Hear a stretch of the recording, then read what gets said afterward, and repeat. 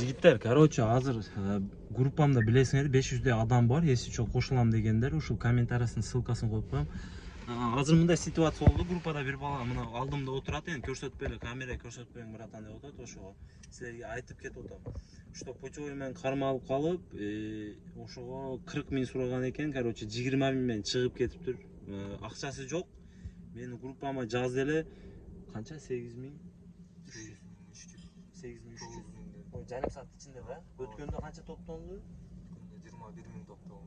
20 миң топтолду да, өткөндө. Бат эле топтолду. Өткөндө биринчи сбордо бир бала почой менен кармалып калганда 20 минуттун ичинде 21 миң акча топтолгон.